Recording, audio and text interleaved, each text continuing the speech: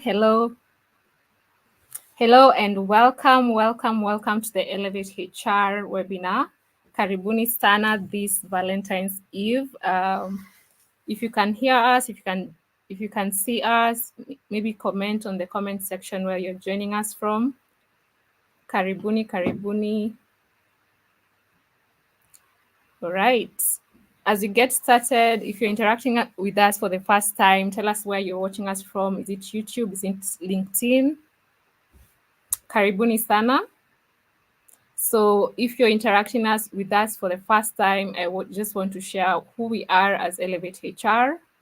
And yeah, we'll get started. So Elevate HR is a cloud-based HR platform for the African market.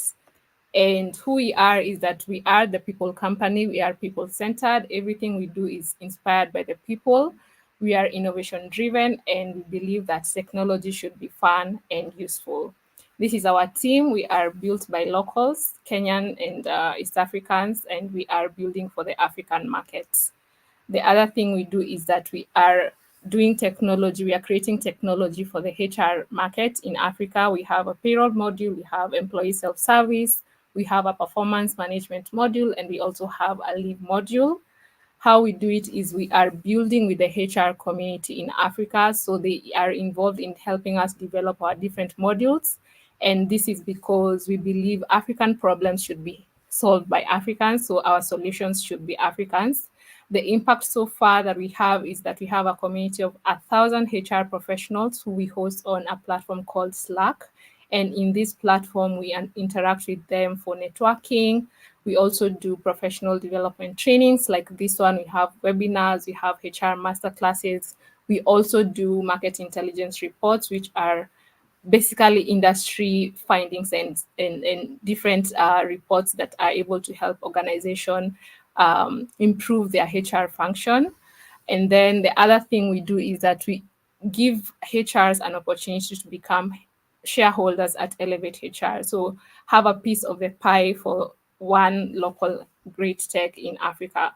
So if you're looking to understand more about who we are as Elevate, you can become a member of the Elevate HR community. If you're a HR, you can buy our software, which is the local software. It's a local platform, or you can invest in Elevate HR. So as we get into the conversation, please feel free to ask your questions, engage with us on the comment section, and I will hand you over to Lorraine, who is our moderator for the day. Karibu sana, Lorraine, and enjoy. Thank you so much, Faith. Hello to all. I hope you had a lovely Tuesday and a lovely pre-Valentine's Day. To begin with, by way of introduction, my name is Lorraine Mzughula. I'm the head of HR at Sukiba, which is a tech-based company that has conversational chat-based platform for businesses looking to leverage WhatsApp as a platform to do their sales, marketing, logistics, etc. And I have about 4 years experience in HR, and I will be moderating the panel for today. With me, we have James and Eric. I'll let them introduce themselves. And with the introduction, we would need to know 3 things about you that is not something we can read on your CV, and what surprised you the most last year. We can start with Eric. Good evening, Lorraine. It's good to see you. Hope you had a good day. I did. You just had my mind rolling, no wondering what should I say with the three things. But anyway, my name is Erick Kamose. Following suit through what Lorena said, I have been in the HR space for the last 10 years with a generalist background, basically from a financial sector and currently at KRA. I have a good experience in HR and payroll services, compensation and benefits. What surprised me last year? Oh, Lorraine, that's a hard one. You should give me time to think. But what surprised me most last year is what? What surprised me most last year? I'll pass that one for now as I think through. We'll come back to Uh, you. yeah, James. yeah, yeah. The three things that you won't see on my CV.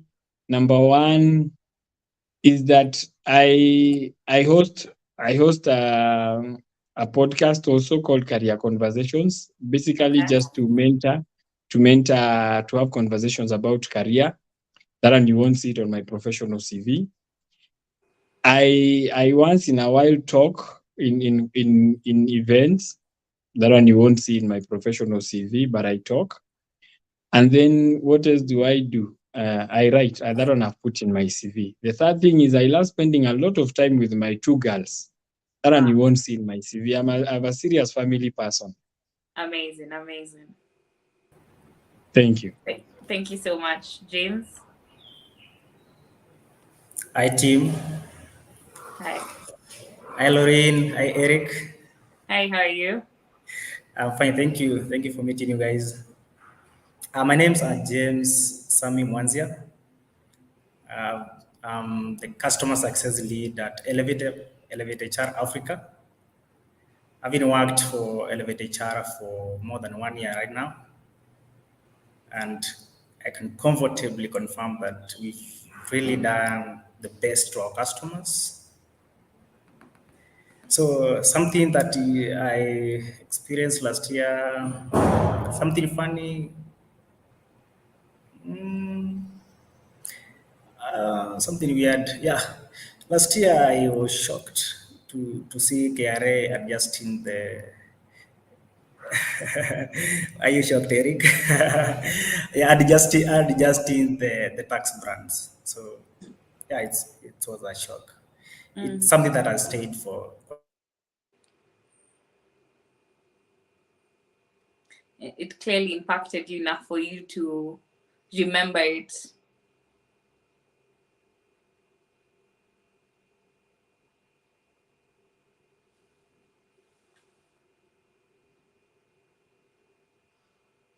CV. We are Sorry, back. James. Hi. Sorry for that. The internet. All right. Something that you won't see in my CV. I do coding in Excel. Yeah, that is a Visual Basic programming. You won't meet that in my CV. It's a freelancing thing that I do, and it's offering solutions out there. I can say that one. Okay. Yeah. Fair enough. All right. Okay, great. Thank We'll you. kickstart the conversation today. And Eric, now that Carrie has been mentioned, we will start with you. Now that you're a statutory deductions expert, you'll tell us what's going on within Carrie. But if you could kindly start by providing us with an overview of the changes that have happened. This is NHIF, NSSF, SHIF, all these changes that you guys are introducing within the space, the new rates for 2024, and how they may impact businesses. Yeah. Thank you, Lorraine. I'm surprised that James says that is the biggest thing that shocked him last year. I think we at KRA should be among the topmost search last year. But anyway, yeah, a lot It was has majorly changed. clear. Eh? A lot has changed, by the way, for the last 1 year, especially with the introduction of it started with the Finance Act of 2023 that James has referred to, and then which brought into light the amended tax brackets, 32.5 for amounts above 500K and 35% for amounts above 800,000. So that came in with the Finance Act of 2023. The same thing, something else that came up with Finance Act of 2023 was the affordable housing, the 1.5% of the affordable housing that came through. Then the same year, 2023, we were on a high. The government also introduced the social health in October, which was unsettled by the president in October of 2023, introducing the social health, which I think is going to form part of this conversation. And then another thing, early last year, I think in February of last year, the NSSF Act of 2023 came into force. So in a nutshell, 2023 moving into 2024, those are majorly the four major things that happened that affect payroll. But up close towards 2024, the Social Health Insurance Fund has been approved, has been assented by the president. It went to court, but the court towards the end of late January or thereabout gave it a green light, so it's going to be implemented. I think we are going to discuss that. NSSF Act of 2013, we are moving into year 2, and the NSSF have given out a guideline advising on how we are going to amend the details for the year 2, the adjustments in line with the NSSF Act. Recently, we have also seen the court saying that affordable housing is unconstitutional. So we, James and myself, and Lori, now that you're the head of HR, we are told that affordable housing is unconstitutional, so that one will have an impact on us. The impact on payroll and the impact on payroll on this thing is number one. Yes, and businesses. Number one, the impact is NSSF to an employee, it shrinks our take home. So NSSF shrinks our take home because the new rates that have been guided by the guys in NSSF have increased the amounts contributed by employees. So initially, for the highest was about 1080. The minimum was around 300. The tier 1 was 320. Tier 2 for the highest was around 700. But right now that one has gone up from 300 to 420. And then tier 2 has gone up from 700 to 1740 thereabout. So totaling to around 2160. So that one, number one, the impact number one is that is going to reduce the take home for most employees. Yeah. The impact to business, it is also increases the staff cost of companies because NSSF is matched by the employer. So when the employee is contributing a certain amount, the employer is also contributing. So that means for HR experts who are doing reporting and budgeting provisions and our finance teams, they have to now take a look at what is the cost of NSSF and how does it draw in the finance lines. And SHIF, social health, also is going to shrink take home for employees because now SHIF says you are going to do 2.75 of the gross salary of employees. So that means not this month, effective the month when it is going to be effected, employees will see their take home, their net salary reduced by 2.75%. A small reprieve based on the court ruling for last month. Affordable housing has been declared illegal, so most employers are not going to implement it should not implement it in the February payroll. So probably that money will go back to the employee. Will this be backdated to previous payrolls? According to practice, taxes are usually not backdated. So the government can come with the measures to see how to get either refunds on that. But from an employer perspective, you cannot run it backwards. The government will give you ways to claim it back, but that is subject to discussion and which will be guided afterwards. But you cannot run it in retro. You cannot do it retrogressively and refund employees. No. Okay. And James, as a payroll expert, from your experience managing payroll for organizations, how have these recent statutory changes affected your day-to-day operations and that of compliance HR professional?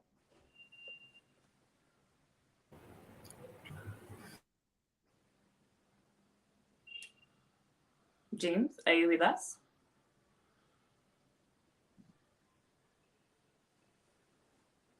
I think he might be having some technical difficulties, but okay, Yeah, but Eric. maybe With this, maybe I can chip in because I'm also huge on payroll. okay, Yeah, the impact is that now we have to always keep our ears open because now the changes that are happening are quite frequent.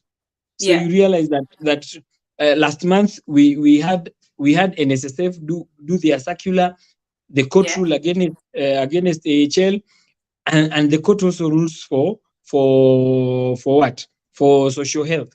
So one yeah, impact is that as payroll experts, we have to be on the ground. We have to be always combing for information, looking out into the news, what new thing has come in, what is rumors and what is not rumors, because they keep changing a bit fast. That is one issue. Secondly, is of course compliance, because you see now when now NSSF has changed, we have to go back to our payroll systems, and which I know Elevate HR has as that wing of payroll systems. They have an outsourced payroll service.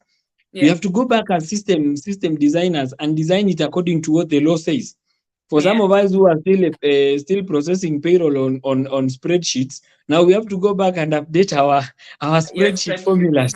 Yeah, so that now we ensure that we do what we calculate what is accurate, because Yeah, again each statutory law has a penalty in case of non-compliance. You understand? yeah, So the risk of non-compliance is high. So that means we have to go back to our system, ensure that it is done accurately. Sometimes the timelines are too low. For example, you remember affordable housing last year when it came into effect, the court ruled around 28th and said it yeah, is effect from 1st of July. yes, So you can imagine for some of us in payroll who are just seated, just waiting, the court will take its sweet time. Then kaboom, yeah. on 28th, it is supposed to be effected, and you're like, oh God, what should we do now? We had You already understand? processed payroll. Exactly. Yeah, So it becomes a bit of a challenge. I'm seeing James is back. James is back. James, can you hear us? I think he's having still a bit of challenges. But now, with accordance to the court ruling, the same way with how affordable housing was ruled, with the new ruling on the social fund, when does it take effect? I think that's a question many HRs have asked. Yeah, that's true. I've had that in so many conversations. Number one, as it is right now, SHIF, the minister, the CS in charge of health, is currently working on guidelines on transition from NHIF to SHIF. Okay. So one of the requirements of the law is that everyone will have to apply afresh. So you have to register afresh. Okay.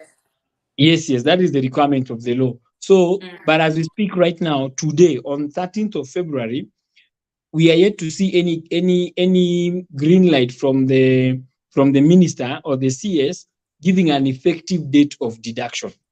So I know the public participation was ending on 9th of February. So they were collecting views from the public on how they are going to do a few things. After that, I'm sure they are compiling the responses and seeing how to give the guidelines. But as of today, the ministry or the CS has not issued the effective date of commencement of deduction. Oh, okay. However, for NSSF, it takes effect in February. Yes. Yeah, the revised guidelines on NSSF takes effect in February payroll. Okay. Kindly, HRs in the listening in, kindly take note as you process your February payrolls. The NSSF deductions take into play, and I'm sure Elevate HR as the payroll system have already updated this on their end. For those with the manual Excel sheets, I think this is something to take note of. James, are you back? Guys, sorry for that. I'm away from the office. That's why yeah, my internet has been shaky, but I can say right now it's better. Amazing. Okay. So from your experience managing different organization payrolls, how have the statutory changes affected you and how you run the day-to-day operations and compliance for HR professionals?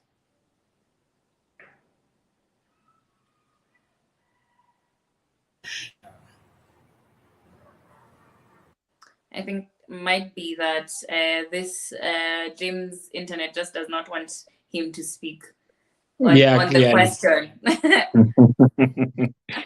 Yeah, but he's going to join in. Yeah, so in navigating these statutory changes, what are some of the common pitfalls that people maybe should try avoid, or challenges that different organizations face or might be facing in maintaining compliance with all these changes here and there? Yeah, number one, I think I alluded to it. The timelines are a bit short sometimes. Sometimes they come in when least expected. So timeline is a bit short. So what does that mean? It means that employers and HR professionals and payroll finance guys should always consistently listen out for what is new.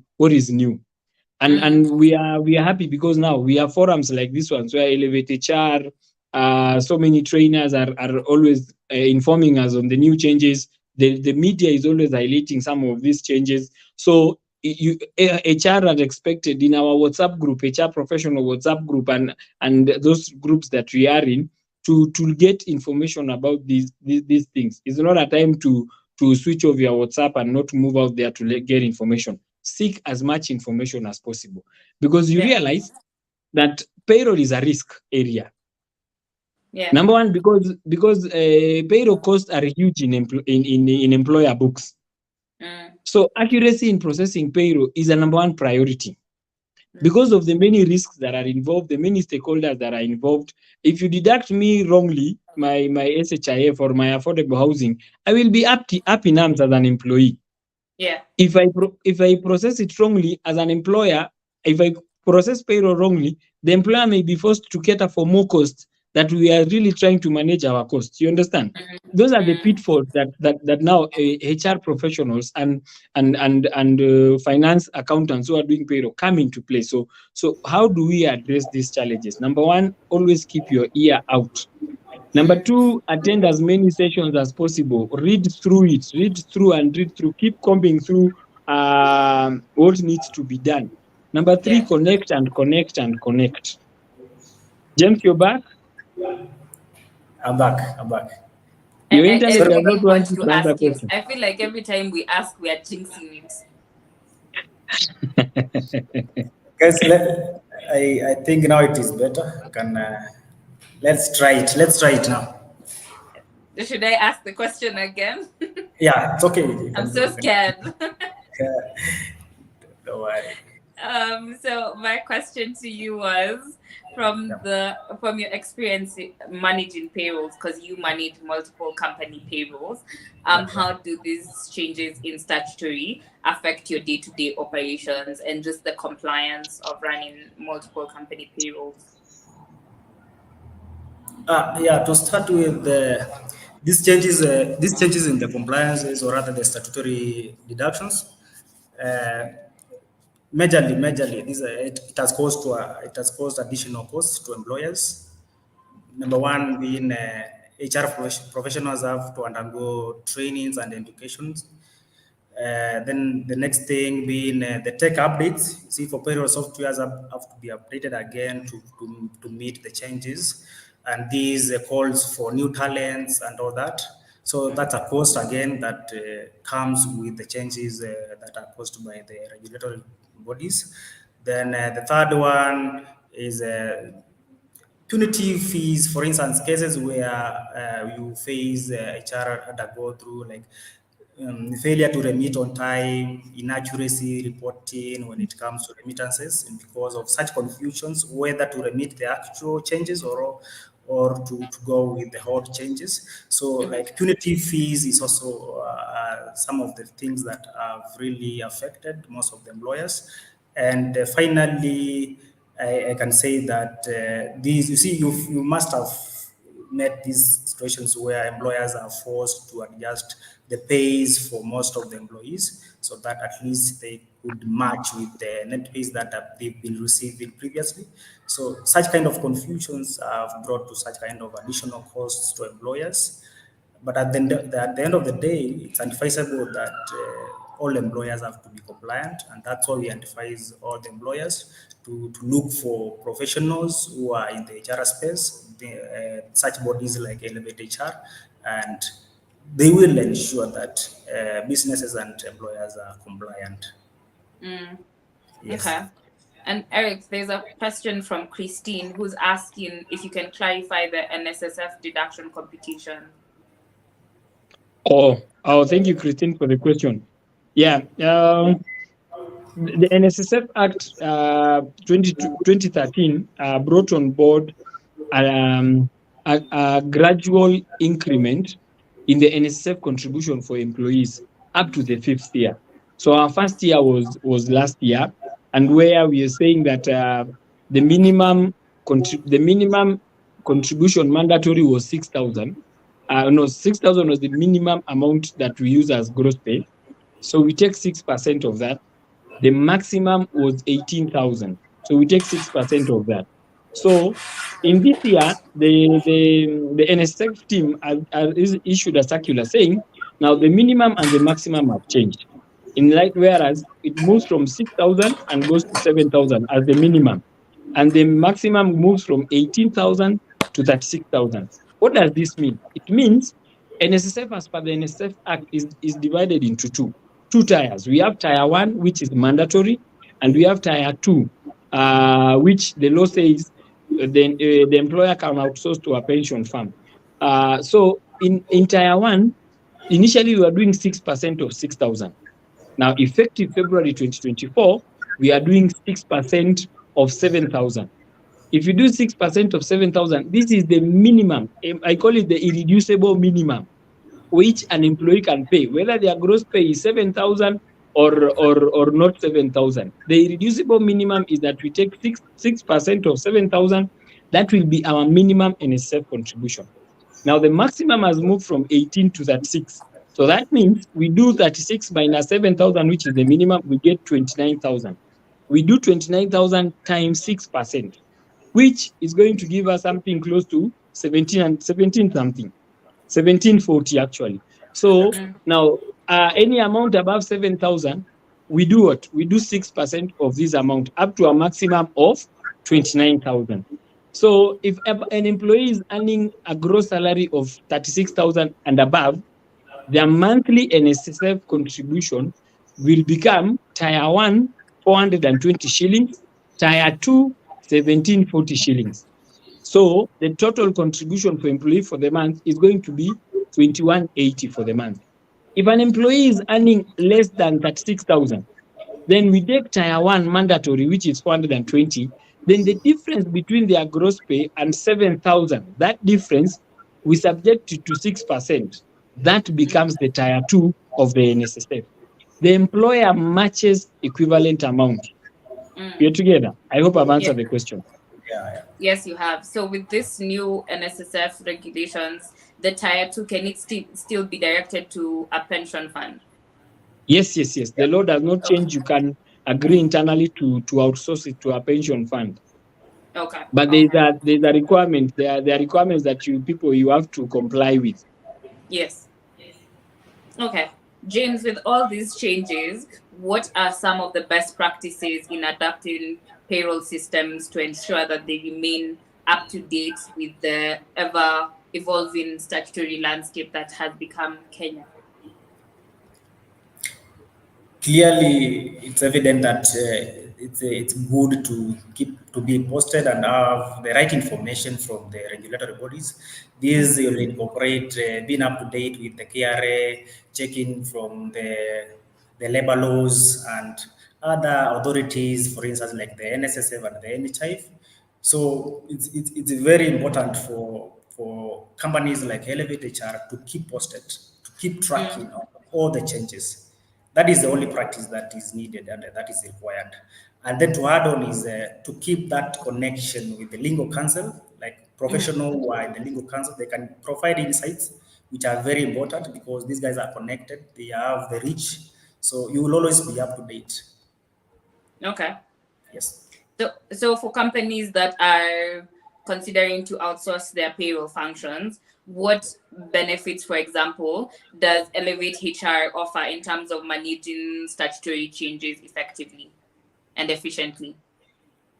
Yeah, you see, for instance, for such confusions like inaccuracy in computations, like what Eric has explained, those are well catered when it comes to Elevate HR. Like we normally ensure that our payroll systems are up to date. It takes us not more than 1 day for us to ensure that the configurations are done.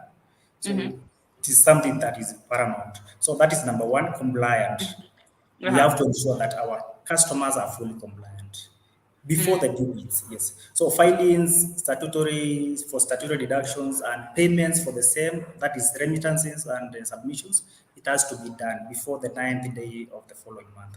So that one is well catered. The other thing is things to do with time conservations for employers, for most of the employers, because when you outsource your payroll function, and of course you avoid that function, you are able to concentrate on other functions. So we come in to assist in that. And also cost effectiveness when it comes to having to look for the payroll gurus, having to look for accountants who are paid monthly. But for Elevate HR is very affordable, as cheap as $10 per user. So yeah. Okay. Yeah. And maybe a last question to Eric before we break we take a short break, is from Renee, and she asks, will the SHIF penalty be as the same as the current NHIF one? And as we move to SHIF, what becomes of NHIF? Oh, thank you, Lorraine, and thank you for the question.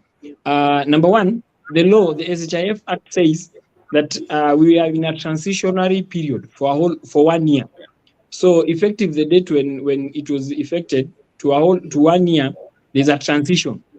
And in this transition is now where, for instance, like right now in February payroll, as much as the law has said that yes, SHIF is okay to proceed, but we don't have the guidelines yet.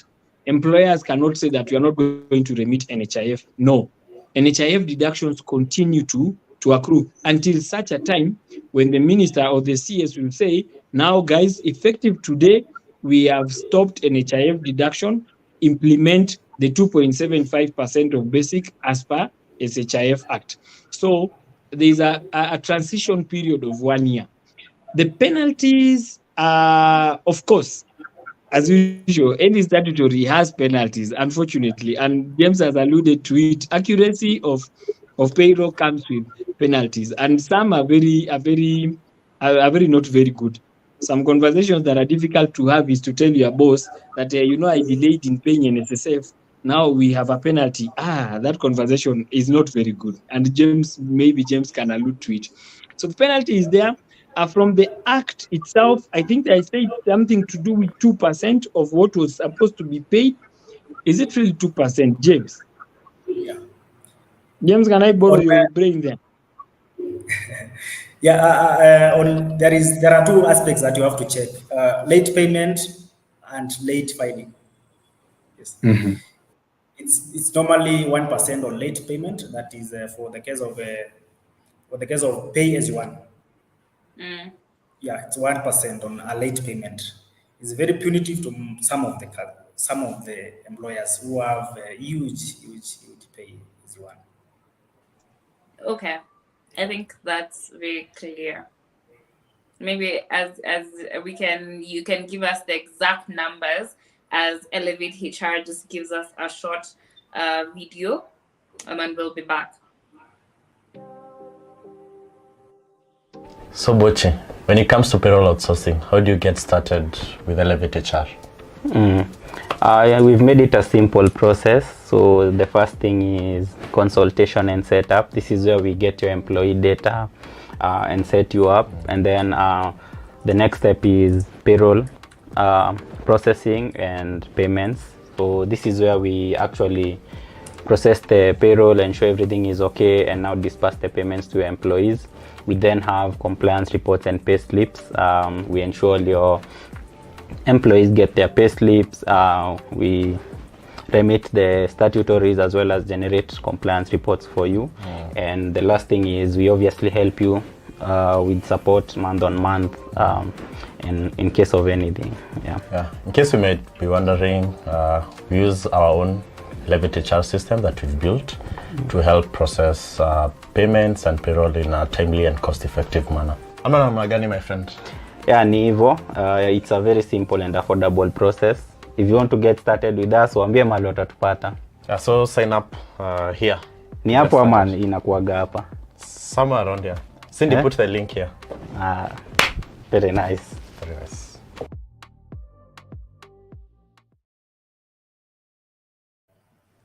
Okay, thank you for that, Elevate HR team. So with that being said, James, in your role at Elevate HR, how do you ensure that your payroll system is not only up to date, but also agile enough to accommodate all these changes and also future statutory adjustments? Good question. To respond on that, number one is the continuous monitoring. Like, it's very important to have that continuous tracking of the changes. The other thing is having a flexible architecture in our product. It makes it easier for us to make the modifications or rather to accommodate new statutory changes. And lastly is regular updates of our software. Yes. Okay, this is clear. For Eric, how will KRA account for the money they deducted for affordable housing? I will carry account for the money. Number one, KRA does not account for the money because KRA is a collection agent. We only facilitate the government in the collection. Once the money is collected, it is taken to the exchequer, treasury. So treasury is the one that is accountable for the use of any money that is collected. You know, there's this narrative that says that guys in KRA, we collect a lot of money. So there's an assertion that guys in KRA have money. No, KRA does not have an account. You pay the money, it goes immediately to treasury. So KRA does not account. We are just a collection agent. KRA is just a collection agent to facilitate, because we already have the system in place to facilitate compliance.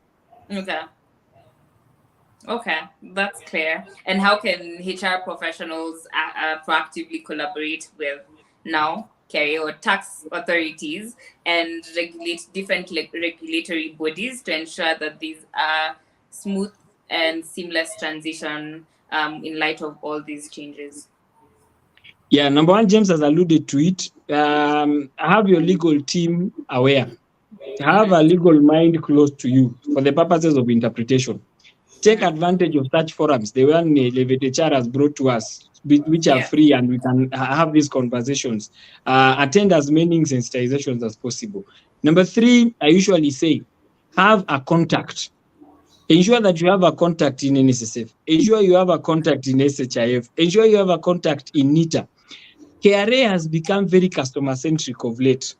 And you'll see us trying as much as possible to be friendly to you guys. And most of the time, where the employer has a tax, the employee there is a relationship manager. So if you are not using Elevate HR payroll system, because I'm sure Elevate HR as a contact in KRA, you must know someone in KRA. So you can also have your relationship manager who will give you highlights on some of this. Some of this, John Mark is saying nimewatoka smooth. I don't know how. How? Yeah, so have contacts of these guys so that when these changes are coming through, you're able to call and ask them, hey guys, what do we need to do? Is it effected? So that you ensure that you are compliant. So I would say that. Yeah, okay. For James, there's a question from Benedictus who says, for payroll services, do you accommodate payroll in different currencies? And I'm thinking this is for Elevate HR. Do you accommodate payroll in different currencies? Yeah, currently we are working in East Africa. We gone to Uganda and Tanzania. We've not gone further than that, but we have that goal. We have that pipeline. It's up and coming. Yeah. And from myself as well, do you accommodate USD? Currently, no. Currently, no. Okay, okay. We have that in the pipeline too. It's in the pipeline. It's in the product roadmap. Exactly. Awesome. Eric, how will you calculate NSSF for a casual who has earned less than 7K? Straight up, 420 shillings. Okay. That is a reducible minimum for NSSF. A reducible minimum. Okay. Yeah. And from Benson, who asks, please re-clarify NHIF and SHIF deduction effective next month. Did you say we will need to deduct both concurrently? Okay. The SHIF Act, the CS has not given the exact date of commencement. So I saw earlier today the media saying that that I saw someone in the media saying that it will be effective 1st of March, but an official write-up has not been issued by the Ministry of Health, neither the CS, because they are still working on the frameworks and the logistics that the law has put in place. The Social Health Authority has to be placed up and running. The payment module should be up and running. So some of those technicalities from an administration perspective, I'm not in the Ministry of Health, from administrative perspective, they are not yet set up those things. So there's a high likelihood that in February, we will still deduct NHIF. And if in March we will not have received any advisory from the minister, we will still deduct NHIF until such a time. The law says NHIF has 1 year to transition to SHIF. So what that means is, before the guidelines are fully issued, we will still have to deduct NHIF without fail. Let me repeat that. Without fail, we deduct NHIF until such a time when the CS will say, now effective this month, a circular is issued, we stop deducting NHIF and move to the 2.7% of gross pay to SHIF. And this is the mechanism of payment. This is how you're going to pay it. You're going to pay it to this and this and that. Until that is given, let us continue deducting NHIF. Okay. Sorry, Angela asks a very good question. How would you calculate NSSF and SHIF for people being paid in USD? And just to add to her question, especially in cases where the USD as well is consistently changing. So for people who are used to changing their amount and then calculating, then paying in USD, how does that work in a situation where also our currency is continuously changing? I will say a word and allow James to say something. From my experience, I have had the privilege of handling payroll, international payroll slightly, and some of the things was payment in USD. And what happened is that we agreed with our payroll consultants and the management of the company to lock a rate that is usable in payroll for a given date. So let's say we are paying salaries for February. We decide and say we are going to use the USD rate as at 15th of that month. So most companies, I think they do that. So they decide and say, for the purposes of payroll and consistency, we are going to use the rate as at 15th of that month. There can be so many arrangements along that line. So what that means is, when I'm computing your gross pay, whether the employer is the one who is bearing the cost of tax or not, there's something that is called benefit tax compensation. And payroll experts who are doing international payroll understand this. The employer will convert using the rates that they have agreed with the as per their policies, and then they will compute the gross pay. That gross pay is what they are going to use to subject it to 2.755% of a SHIF, and the applicable NSSF rates. So I think I hope I've answered the question.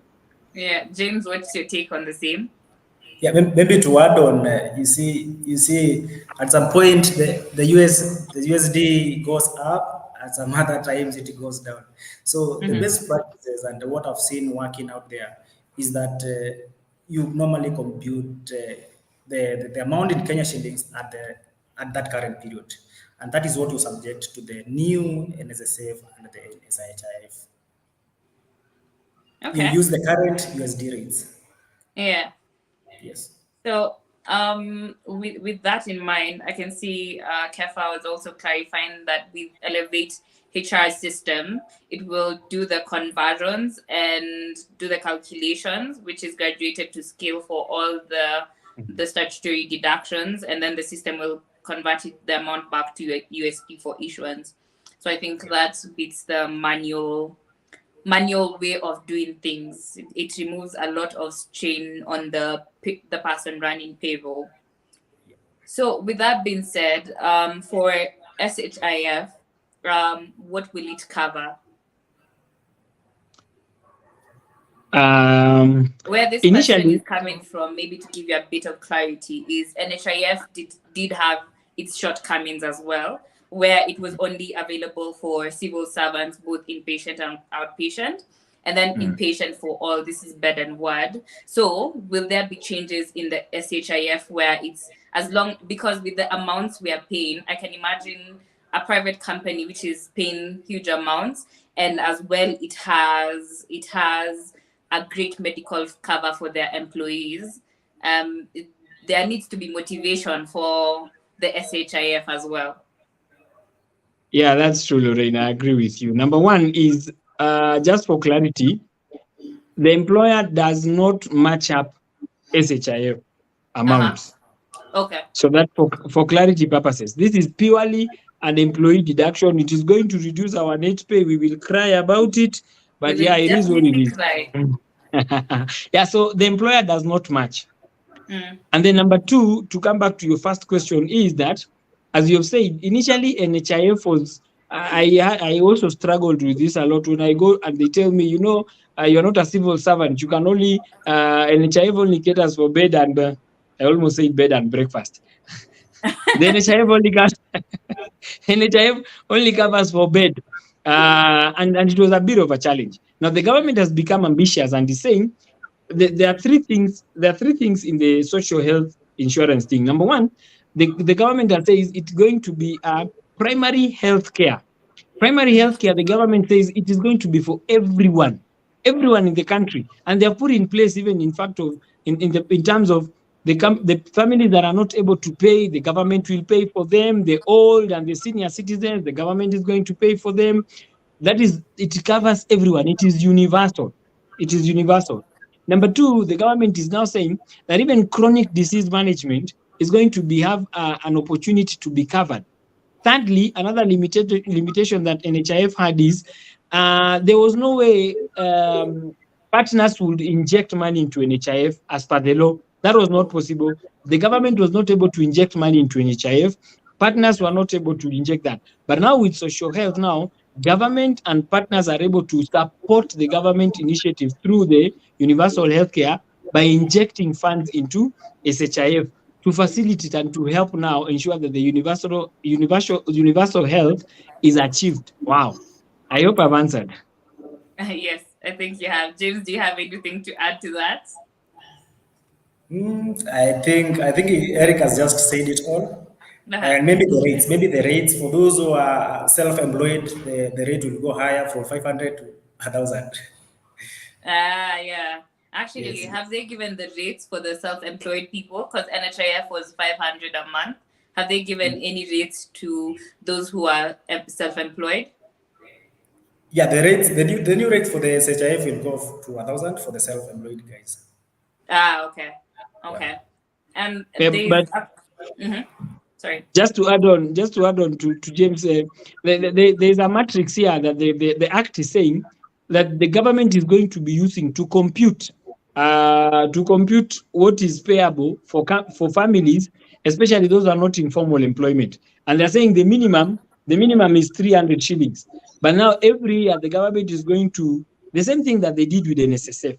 The government is going to compute a certain term that they have used to ensure, to know that what does a family, as a household, what does a family household, based on their income, which is not from regular employment, what are they supposed to pay? So that too, I think, is an area that we all need to look out for, so that we are very clear on what formula are they going to use. But James has said that now there's some people are moving to 300, the minimum payment. There are those whose amounts are going up. So that is an area we need to also keep looking at. Okay. So for more details as well, and to also get demos on the dollarization and how also Elevate HR would help you in your payroll in this ever-changing ecosystem, there's a link that the team has put down below where you can it's a clickable link for you to get a demo where they can assist you with all your payroll requests and payroll needs. But on the same thing, Purity asks for NHIF, there was a maximum deduction that was to be a total of 1740 per employee and not 2160 per employee. So what's the feedback on the same? Maybe I can respond on that to add on what Erick Kamose said.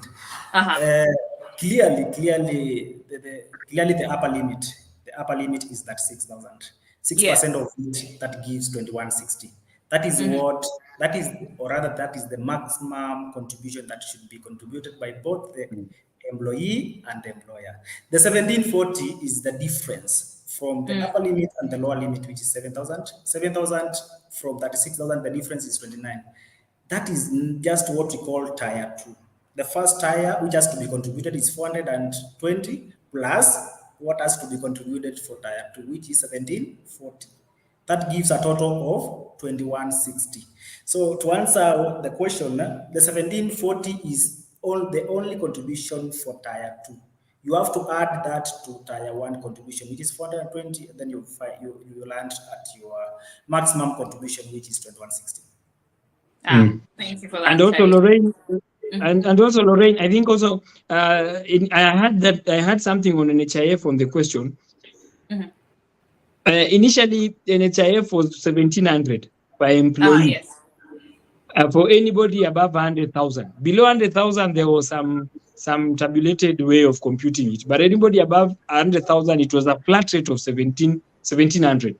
Now, with SHIF, it is 2.75%, and it is not capped. So if you earn a million, it is not capped. If you earn a million, 2.75% of 1 million. Lorraine, stop laughing. Yes, the lower limit. It's capped at the lower limit. So SHIF, it is not capped. There was a proposal to cap it at 5,000, but as per the law right now, SHIF is not capped. It is pure, straight up, 2.75% of your gross salary, apply it and pay it to the government. For NSSF, it has now the capping that James has talked about. I've seen Purity has asked something to that effect. Purity, tier 1740 is just tier 2. Yeah. Tier 1 is mandatory, 420 is mandatory, and it is based on the first 7,000 of an employee's income. True. So the first 7,000 of an employee's income, you take 6%, you get 420. That is tier 1. Then tier 2, now if someone earns between 7,000 and 36,000 or 29,000, you do 6% of that variance from 7,000 to the maximum, which is 36,000. You do that variance and do 6%. Now, this 6% of the variance, you add it to the first tier 1. So you pick those two figures. If someone earns above 36,000 and are going forward, you just pick straight up 1740 tier 2, 420 tier 1, 2160 total for employee, deduct. I hope I've clarified. Yeah, maybe to add on the SHIF mini contribution, it's only capped at the minimum of 300. Okay. Thank you for that. With these new regulations, I'm scared of earning 1 million because these percentages are not looking great. And then maybe the other thing, you see, these deductions are affecting the salaries, yes, negatively, negatively. But again, there is that benefit to the employees. You see, for instance, if the NSSF goes up, again, the allowable deductions goes up. So the taxable amount goes down. So there is a benefit there. Again, for the SHIF, this one will also be subjected to an insurance relief, which will also affect the tax relief. So you'll have benefit again. If you are deducted more, again, you'll benefit from the insurance relief. Are you trying to encourage us? It's a motivation. There's some hope. Like, hope. let's look at the bright side. Yes. Yeah. And again, you see, Lorraine, from the SHIF thing, and I'm not advocating for the government. Let me lift my hands up. I'm not a government sponsor or something like that. But the thought process behind it, we have had issues with chronic diseases where we are sending our family members abroad. We have WhatsApp group about chronic diseases. We have had issues where not all of us can access services for NHIF. So the thought process behind it is very good. The only question we need to ask is the implementation part of it and the practicality of ensuring that everyone gets what they need. You understand? Yeah. Lillian Ngeno asks, is SHIF getting the 15% relief, same as NHIF? Yes. Yes? It's a health insurance, so you have to benefit of that. Okay, that's clear. And there was a great question that I thought we missed out on, is with the recent, from Benedictus, with the recent court ruling on housing levy, how should employees deduct housing levy in the month of February or not? And just maybe to add my own version to the same, is the ones who we deducted for January payroll and withheld within the organization, i.e. we didn't remit it, are we now sending it back to the employees? Because it was ruled that it was not supposed to continue. So we just held it just in case you guys change your minds. Eric, again, you need to clarify on this. You see, the government has not authorized for stoppages of those deductions. So what? Eric, you can advise on that, because number one, most of the employers will have to follow what the government. But you see, okay, you see the Lorraine. If a court finds you guilty of something, unless there's a counter court ruling says that you're not guilty, you remain guilty, isn't it? Exactly. It is common practice. So if the court says that affordable housing is illegal, Federation of Kenyan Employers came and said, you know what, guys, do not deduct. It is illegal. Okay. But let me be a bit dodgy on this matter and advise all our clients to talk to their legal counsel. But where me as Eric, as a Kenyan, I sit, the law declared it illegal, null and void. And so employers can, number one, seek the services of their legal counsel. But from what the law says is, if it is declared null and void, please do not deduct. But that is me. That is you. But seek your legal counsel advice. Like, your employee Eric advised us on record. But you'll pull the court ruling and you'll put the FKE ruling and say, you know what, guys, this is what the court said and this is what FKE said. But get your legal opinion from your legal counsel. Yeah. Very right. But that will save James. James being the payroll accountant, that will save you from going home. But I think from all these James and team at Elevate HR all these headaches that we are facing, I think even as James, as an expert, you have some legal expertise, and Elevate HR also helps HR professionals lead with walk through these murky waters and headaches that we have, that you take care of all organizations. When we come to you with these questions, we're like, do we deduct? Do we not deduct? Do we deduct and withhold? Do we pay back those who we withheld just in case? You know? Yeah, I think you guys at Elevate HR can be our legal people as well. Yeah, so for sure. We have experts in our ministry that purely caters for that. The changes in the statutory, the changes in the labor laws, all those kind of changes that affect the primary employees and even the secondary employees. So we have such kind of a legal console that assists across that. Mm. Yeah, and I can confirm that as of today, our clients are remitting for housing levy. Okay. For which period, James? You're remitting for which period? Which period? That is until the government confirms or rather authorizes stoppages of that. But the court is the Okay. government. I mean, you want to be charged for contempt of court. Let me be on the employee side this time round. The court is not the government. In the Kenya, the court is not the government. Yeah. But seek your legal counsel opinion. Yes. For James, in your role at Elevate HR, you've worked closely with multiple organizations, right, to manage their payrolls. So from your perspective, what are the key advantage or any strategic benefits that organization gain by partnering with a dedicated payroll partner, and especially in the context of these evolving statutory requirements? And as well, would you, for example, for companies that have an in-house payroll person, would you still say that having an external payroll partner is still as key? We normally advise most of our companies to outsource their payroll simply because of the much benefits that we give to them. Benefit number one, and which we can't avoid, is being compliant. Benefit number two is timely payments for all salaries and timely filings and payments for the statutories. Number three, and which is one of the main thing, though on a light note, is to avoid the risks of fraudism. You've had a lot of crimes, a lot of fraudism practices between employees and HRs. We also have cases of non-existing employees. I think in most of these big organizations, those cases do happen. We call them ghost workers. So, for instance, for cases where such kind of employers outsource their payroll, then you not only mitigate but stop risks, such kind of risks. So, Elevate HR gives a lot of benefits to clients or other employers who outsource their payroll to us.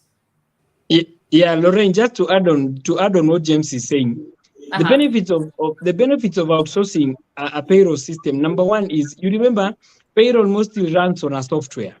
Yes. Yeah. That software comes at a cost, licensing cost.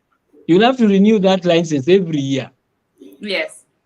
And it is a bit expensive. So softwares are becoming expensive by the day. True. So if you have a James somewhere who is going to charge you a small premium for not renewing licenses every year, why not? I definitely agree with that perspective. Exactly. Secondly, HR professionals who are running a payroll are also becoming a bit expensive. If you call me now and tell me you want me to employ me to run you will have a whole department of payroll for maybe 3 or 4 employees or 5, depending on the size of your organization, or 1. And you'll find that James is going to charge you way much less, because the total cost of an employee, the total cost of an employee, you have to ensure that they have WIBA, you have to ensure that they have insurances, you have to ensure they have a medical cost, you have to ensure that their salary are paid and it is adjusted every year. So there is a whole team that is managing this payroll. And so if you look at it from a payroll, from a cost perspective, James will charge you a small fee and tell you, what, I want to remove this headache of a whole payroll department. Let me run with this project for you. That's another benefit. And of course, the third benefit is allows organizations to do what? Most of the time, you'll find outsourced payrolls also come with data analysts. They are good data analysts. James is a very good data analyst. He even does coding. Can you imagine? So this is someone who you can ask him for a board paper in terms of what is the staff cost and what is the compensation, and gives you some very nice reporting and very nice, because their systems have that capability to give you analytics about payroll and about cost, about movement in our staff cost, about some of these things. And at times when you talk to them properly, well, because they are managing payroll for different companies, they can even tell you, by there you guys are paying below what the average market is paying. So you can use them as your benchmarking survey people. You understand? Those are also some of the few benefits that comes with outsourcing your payroll services. But yeah, it also has its risk. We won't discuss the risks today. Okay. I think the questions are quite many. I don't know if we can be able to finish this conversation today. Honestly, thank you guys for all your questions, your comments, for tuning in and listening in. Thank you, Eric and James, for your insights. Maybe as we close the conversation is, what would you like the audience to take away from today's conversation? If they could just take away 3 things, any final piece of advice or any 3 things that they could just take away from this lengthy conversation, what would it be from each of you? Maybe I can start. Number one, for all those audiences that have not met Elevate HR, right from your phone, you can access our payroll calculators, our pay calculator, which is up and running on our website. So you can have access to that. You can actually start utilizing those calculators from your working areas. For the payroll gurus, for the HR professionals who are here, you can use our calculator. Don't use the array now. We have our calculator, which is up and running. The next thing is, request for demos. I'll be there to assist. Are those 3? Right, yeah. Okay. Maybe before we go into Eric, is for Elevate HR payroll services, how do you guys support HR professionals in not only understanding but also implementing all these statutory changes effectively as part of the package you bring for them? Comfortably, I can confirm that we have a community. I don't know whether you guys have seen our community. We have a community of more than 900 members where we normally pass informations like all those indicative informations, things to do with the changes with the statutories, changes with the labor laws, any changes that are affecting the HR space and the payroll. So, Okay. Yep. Thank you so much, James. Eric, over to you. In a nutshell, tax payroll consultants and payroll accountants, number one, I think it is a time, because of the changing dynamics of the legal framework. Number one, we are called upon to be on the ground. Most of the time, HR and if payroll is running HR, or the natural HR character is to sit back and let business run. Then you just get information later when everything has gone forward. This is a time for HR to be very proactive. Yeah. Because I usually say that payroll is a very strategic docket in any organization, because it is the reason why we are in business. If you are to be Lorraine, if I were to give you a contract and tell you, Lorraine, you are successful for the interview, this is your contract, but it does not have salary details, will you take that contract? Definitely not. You won't take that contract. So it makes James an elevated person in an organization, a very strategic person. So payroll is a very crucial thing. And so we have to ensure that we are up to date, consistently up to date. Don't wait for your boss or the CEO to send you, to forward to you an email and telling you, have you seen this one?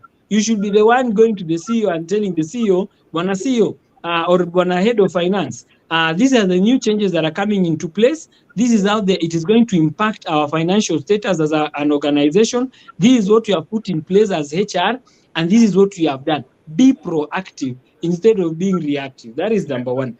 Number two take home is, number one, please ensure compliance. Please ensure compliance. At any given time, never negotiate for compliance. Any given time have to be 100% compliant, because your job is on the line. I mean, why are you employed to do if you're not compliant? I mean, what are you doing in that organization? Just be compliant, because it has payroll stakeholders are so many. Employees are stakeholders of payroll. The government is an employer of payroll. Statutory bodies are a stakeholder of payroll. The competitors are stakeholders in payroll. So you don't want to see yourself dragged into the court saying that so-and-so is not compliant in terms of payroll. All those legal actions, they are not worth it. So just comply. Comply. Accuracy. Sasa. Number three, to a payroll accountant in this room, you are a very important person. So grow your skill, be on top of things, change the organization so that they can feel you. I think that will be the sum for me. Thank you for the preaching, Mr. Eric. Really? We can see the passion. That's how I talk. Thank you, guys. Thank you, Eric. Thank you, James, for the wonderful insights. People are also give it from everywhere. Everyone who has joined us for this conversation today. This was definitely a conversation to be had with all the questions we were having. Thank you, Elevate HR, for always giving us HR professionals a platform to talk about matters that are affecting us and our employees, which is very important. And thank you for creating a community around HRs.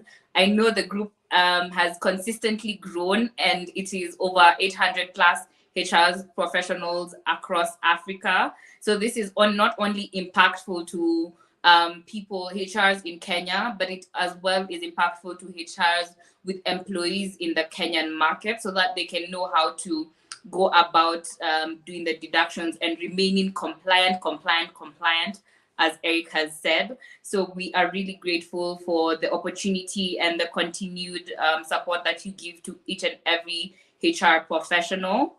And thank you to myself for moderating this session. But I'll give it over to Pili to kindly conclude the conversation.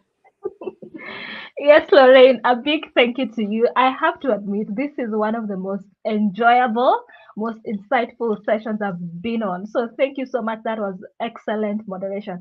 And I was Amazing. Yes. I was scrolling through YouTube and Instagram. I can read some of the comments from Angela. She said this session was insightful. Diana says it was very enlightening. And very many of you agree with me that we have had such a brilliant session. So, at the risk of sounding like a broken record, I'd like to say, first of all, we will continue this conversation on our Slack channel. So, if you're a HR professional and you're not part of our Slack community, you're missing out. Secondly, if you'd like a part two, I know I would like a part two, but I don't know if you guys would be open for a part two. Please comment. If you're watching from LinkedIn, let us know that you'd like a part two so that we can bring Kamose back. Kamose, thank you so much for such an insightful session. Comment on YouTube. Let us know if you're interested in a part two. Secondly, listen, we're here to relieve you of all the headaches and all the stresses. So if you're a HR professional, if you're an accountant, and you're looking for a system that will make your work easier, Elevate HR is a plug. We got you. So please do sign up on the link below for a demo. We are here. We are ready for you. We have experts on standby to just assist you with your payroll processes. Lastly, I'd like to thank everyone for tuning in. Thank you so much for staying till the end. We cannot wait to have you on board on our next session. So please do join our community. Do follow us on YouTube, on LinkedIn. We have so much in store for you. Otherwise, have a wonderful evening. See you at the next one. Bye.